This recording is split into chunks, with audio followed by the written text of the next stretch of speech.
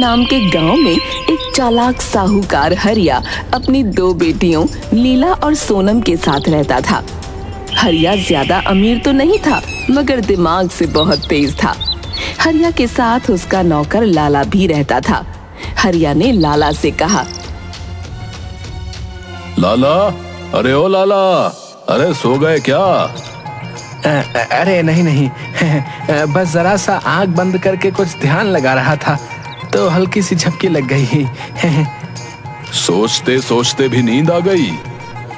बैठे बैठे यहाँ बस मुफ्त की पगार लेते हो, न काम का न काज का, दुश्मन अनाज का। पता है अब हमारे घर में खाने पीने के लिए भी कुछ ज्यादा बचा नहीं है। सारे खजाने और सारे पैसे खत्म होते जा रहे हैं। ये क्या बात कर रहे हैं आप? आपकी तो दो लड़कियां हैं और अभी तो उनकी शादी भी करानी है। बहुत खर्चा करना पड़ेगा और बहुत पैसों की जरूरत पड़ेगी। अरे तुम जानते नहीं हो, मैं हर चीज में दिमाग लगा लेता हूँ। तुम्हारी तरह मैं सोता नहीं रहता दिन भर। नहीं, माफ कर दीजिए।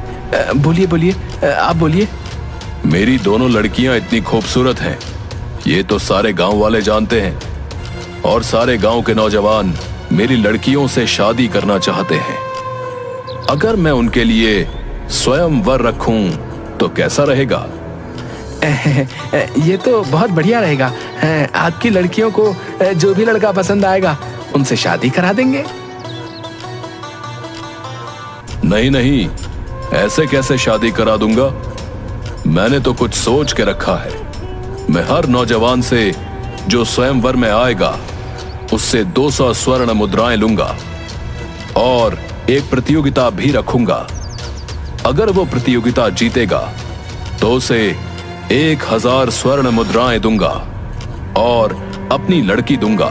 अगर नौजवान हार गया तो वो 200 स्वर्ण मुद्राएं अपने पास रख लूंगा। यही स्वयंवर की शर्त होगी। क्या बात है, मैंने तो इतना कभी सोचा ही नहीं था। अरे तुम्हें सोने से फुर्सत मिले तब ना, तब तो तुम कुछ सोच सकोगे। चलो अब जल्दी जाओ और गांव में ये सारी बातें फैला दो। हरिया की दोनों बेटियां ये बात सुन लेती हैं। दोनों बेटियां लाला को रोकती हैं, अपने पिता से कहती हैं, पिताजी आप ये क्या कर रहे हैं? हमें किसी और से शादी नहीं करनी। हाँ पिताजी, क्या आपने सब कुछ भुला दिया? माँ के मरने से पहले माँ ने लड़कों से हमारी शादी तय करी थी। वो 2 लड़के भी अब बड़े हो चुके हैं। जी पिताजी, और अब हम उनसे प्यार भी करते हैं और वो भी हमसे प्यार करते हैं, और माँ का दिया हुआ वचन हम ऐसे कैसे तोड़ सकते हैं पिताजी? हम दोनों बहनों ने ये तय किया है कि हम ये शादी बिल्कुल भी नहीं करेंगे और हम किसी प्रकार का स्वयंवर भी नहीं करेंगे। ना उस स्वयंवर में हम बाहर आएंगे। मेरे बच्चों, मैंने कुछ सोच समझ कर ही ये किया है। क्या तुम दोनों को पता है हमारे पास बिल्कुल भी पैसे नहीं हैं। अगर तुम्हें अपनी पसंद के उन 2 लड़कों से शादी करनी है तो भी पैसे चाहिए। कहां से आएंगे वो पैसे? जाके देखो, घर में एक भी खजाना नहीं बचा है। रहा सहा जो खजाना बचा था वो इस प्रतियोगिता के लिए रखा है। अगर तुम्हें उन दोनों से शादी करनी है तो तुम्हें मेरी बात माननी होगी, वरना तुम उन दोनों से भी कभी शादी नहीं कर पाओगी। पर आप ऐसा करेंगे क्या? जो हमने सुना उस हिसाब से अगर कोई भी लड़का इस प्रतियोगिता में जीत जाता है तो फिर हमें उनसे मजबूरन शादी करनी पड़ेगी, और हम ऐसा बिल्कुल नहीं कर सकते पिताजी। तुम लोगों को चिंता करने की कोई बात नहीं है, मैं सब देख लूंगा। और रही बात प्रतियोगिता की, तो वो मैं कुछ इस प्रकार रखूंगा कि कोई जीत ही नहीं सकता। जीतूंगा तो केवल मैं, और मैं ही जीतूंगा। तुम लोग तो बस इस प्रतियोगिता को देखकर मनोरंजन करना। हरिया की दोनों बेटियां उसकी मजबूरी देखकर उसकी बात मान लेती हैं, और हरिया लाला को पूरे गांव में इस प्रतियोगिता का ढिंढोरा पीटने भेज देता है। अगले दिन एक नौजवान 200 सोने की मोहरें हरिया के पास लेकर जाता है और उससे कहता है, हरिया जी, मैं आपकी लड़की से विवाह करना चाहता हूँ और मैं ये 200 सोने की मोहर लेकर आया हूँ ताकि इस प्रतियोगिता में भाग ले सकूं। क्या आप मुझे बताएंगे कि इस प्रतियोगिता में मुझे क्या करना होगा? तुम्हें ये बात मालूम तो है ना कि अगर तुम ये प्रतियोगिता हार जाओगे तो तुम्हें ये 200 सोने की मोहरें वापस नहीं मिलेंगी। जी, मैं इन सब बातों को जानता हूँ और ये सब बातें ध्यान में रखकर ही ये 200 सोने की मोहरें आपको दे रहा हूँ। मेरे घर से 100 कदम की दूरी पर एक बड़ी सी नदी है। उसका पानी रात को ठंडा और दिन में गर्म रहता है। उस नदी में तुम्हें 2 दिन और 2 रातें गुजारनी होंगी। अगर तुम ऐसा कर पाए तभी तुम ये प्रतियोगिता जीत पाओगे। ठीक है, इसमें क्या है, मैं अभी जा रहा हूं उस नदी में डूबने के लिए। तुम्हें क्या लगता है लाला, जो शर्त मैंने रखी है वो कोई भी जीत पाएगा? अब किसे पता कि क्या होगा। पानी का भी पता नहीं रहता, कभी ठंडा और कभी गर्म। अब इस ठंडी गर्मी में कोई जिंदा रह पाएगा या नहीं, ये तो वही जाने। ओह बाप रे, कितना ठंडा पानी है। मुझे लगता है मैं एक दिन क्या, यहाँ एक पल भी रुका तो मेरी मौत हो जाएगी। मुझे तो लगता है मुझे इस पानी से अभी बाहर निकल जाना चाहिए। क्या हुआ, कैसा लग रहा है ठंडे पानी में? मजा आ रहा है क्या? वाह वाह वाह, क्या पानी है, इतना ठंडा, इतना शीतल। बड़ा अच्छा लग रहा है, बड़ा ही अच्छा लग रहा है, बड़ा मजा आ रहा है। इतना अच्छा लग रहा है तो कहाँ क्यों रहे हो? रहो अंदर आराम से। एक दिन भी पूरा नहीं हो पाता कि नारायण सिपाहियों से कह देता है कि वो उसे बाहर निकाल दें, वरना वो मर जाएगा। ऐसे ही गांव के 2-4 नौजवान और 1200-400 सोने की मोहरें लाकर हरिया के पास रखते हैं और वो भी इस शर्त को नहीं जीत पाते। हरिया बहुत खुश हो जाता है क्योंकि उसके पास अब लगभग 2500 सोने की मोहरें इकट्ठी हो चुकी थीं। तभी हरिया के पास 2 नौजवान रौनक और साजन आते हैं। वो हरिया से कहते हैं, साहूकार जी, देखिए मेरे पास आपको देने के लिए सोने की मोहर तो नहीं है, पर मेरे पास एक बड़ी सी हवेली है और उसके पीछे आम के बाग भी हैं। आप उन्हें गिरवी रख लें। लेकिन याद रहे, अगर तुम शर्त को नहीं जीत पाए तो मैं वो सब अपने पास रख लूंगा और तुम्हें इस गांव को छोड़कर जाना ही पड़ेगा। जी, मैं आपकी बात से बिल्कुल सहमत हूं। अगर मैं हार गया तो मैं बिल्कुल ये सब आपके पास छोड़कर इस गांव से हमेशा के लिए चला जाऊंगा। साहूकार जी, मेरे पास भी देने के लिए सोने की मोहर नहीं है। मेरे पास लगभग 50 भैंस और 20 गाय हैं और एक छोटा सा मकान है। मैं उसे गिरवी रख सकता हूँ। ठीक है, जो भी तुम दोनों के पास है तुम वो मेरे पास रख दो और शर्त के मुताबिक अगर तुम दोनों ही प्रतियोगिता में हार गए तो तुम दोनों को ही ये गांव हमेशा के लिए छोड़कर जाना होगा। ठीक है, इस प्रतियोगिता की जो भी पहली सीढ़ी है आप मुझे बताएं, मैं करने के लिए तैयार हूं। रौनक और साजन दोनों ही अपनी सारी चीजें गिरवी रखकर हरिया के कहे अनुसार प्रतियोगिता में हिस्सा लेते हैं और 2 दिन 2 रात उस ठंडे और गर्म पानी में गुजार लेते हैं। इस तरह दोनों ही प्रतियोगिता की जीत के हकदार होते हैं। ये देखकर उनका दिमाग चलता है कि अब तो सारे पैसे इन्हें ही देने पड़ेंगे और मेरे पास बचेंगे तो बस सोने की मोहरें।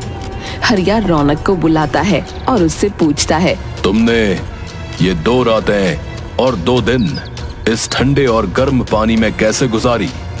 जी, रात जब पानी बहुत ठंडा था तब मुझे ये लग रहा था कि मुझे यहाँ से निकल जाना चाहिए, पर उस वक्त मैंने भगवान का नाम लिया और आंख बंद करके उन्हीं को याद करने लगा।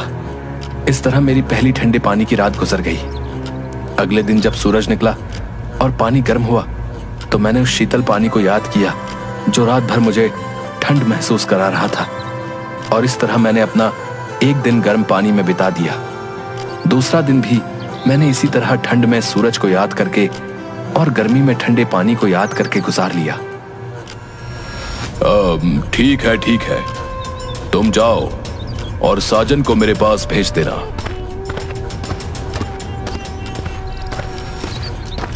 साजन, तुमने किस तरह ये 2 दिन और 2 रातें गुजारी, मुझे बताओ।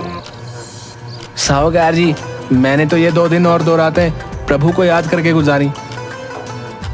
और जब मुझे ज्यादा ठंड लगती थी तो आपके सिपाही के पास सामने रखे उस लालटेन को देखकर मैं ये सोचता था कि सुबह सूरज तो निकलेगा ही, और इस सोच से मैं ठंडे पानी वाली रात गुजार रहा था। और सुबह सूरज को देखकर आपके सिपाहियों के हाथ में पंखा देखकर यह सोच रहा था कि रात को तो ठंडा पानी मिल ही जाएगा। इसलिए मैंने ये 2 दिन और 2 रात गुजार लिए। लाला, रौनक और साजन दोनों को ही यहां लेकर आओ।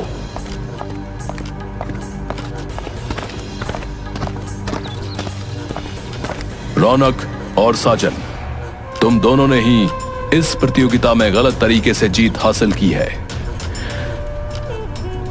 तुमने अपने आप को ठंडा और गर्म रखने के लिए मेरे सिपाहियों के पास रखे पंखे, लाइट से सहायता ली है, और यह गलत है, जिसकी वजह से तुम लोग ये प्रतियोगिता हार चुके हो। अब तुम दोनों को ही ये गांव छोड़कर जाना पड़ेगा। रौनक और साजन चुपचाप गांव छोड़कर जा रहे होते हैं। दोनों एक ऋषि से मिलते हैं और वो दोनों उस ऋषि को अपनी सारी कहानी सुनाते हैं। ऋषि रौनक और साजन से कहते हैं, देखो बच्चों, ये गांव छोड़कर जाना है तो जा सकते हो, परंतु इस लालची और झूठे साहूकार को सबक सिखा कर जाओ, वरना इसकी ये आदतें पूरे गांव को निगल लेंगी। लेकिन हम क्या कर सकते हैं? और हमें तो ये साहूकार गांव में वापस भी घुसने नहीं देगा, और हमारे पास भी कुछ नहीं बचा है। तुम लोग फिक्र मत करो, मैंने सोच लिया है कि क्या करना है। तुम लोग बस गर्म गर्म खाना बना लो और उसमें नमक मत डालना, मिर्ची बहुत डालना, और हाँ, एक घड़े में पानी गर्म रखना और उसी पानी के सामने एक बड़ी सी बर्फ का टुकड़ा भी रख देना। रौनक और साजन बिल्कुल वही करते हैं जैसा ऋषि ने कहा। कुछ वक्त बाद हरिया और लाला दोनों ही ऋषि के घर की तरफ आते हैं। ऋषि ने उन दोनों को खाने पर बुलाया। खाने की खुशबू इतनी स्वादिष्ट थी कि लाला ने हरिया से कहा, अरे साहूकार जी, इतनी बढ़िया स्वादिष्ट खाने की खुशबू है और ऊपर से खाने का निमंत्रण भी मिल रहा है। अगर ये खाना नहीं खाया तो क्या फायदा? हमारी जीत का जश्न मना लेते हैं और ये खाना खा लेते हैं। बात तो ठीक कह रहे हो लाला, खुशबू से तो खाना बहुत स्वादिष्ट लग रहा है। खाना खा लेने में ही चतुराई है। हरिया और लाला को खाना खाते ही तेज की मिर्च लगने लगती है और नमक न होने के कारण खाना तीखा और बेस्वाद लगने लगा था। हरिया ऋषि पर गुस्सा करते हुए बोला, ये क्या बेकार खाना बनाया, नमक तो है ही नहीं, इसमें बस मिर्च ही मिर्च। अरे इतना बेस्वाद खाना खिलाकर मुझे मारना चाहते हो, है भाई? क्या मजाक है ये? अरे साहूकार जी, आप तो नाराज हो गए। देखिए, सामने नमक की शीशी रखी है। अब बच्चों जैसी बात मत करिए, आंख बंद करिए और सोचिए कि वो नमक आपके खाने में है और खाना खा लीजिए। ये कैसी बच्चों जैसी बातें कर रहे हो? नमक खाने में डालोगे तभी तो खाने में नमक का स्वाद आएगा ना। एकमात्र उस नमक की शीशी को देखकर और आंख बंद करके ये सोचने से तो नमक नहीं आएगा। मजाक बंद करो और मुझे पानी पिलाओ। जैसा आप उचित समझें। ये लीजिए पानी। अरे ये क्या कर रहे हो तुम? अरे तुमने मेरा पूरा मुंह जला दिया है। इतना गर्म पानी पिलाया कैसे तुमने?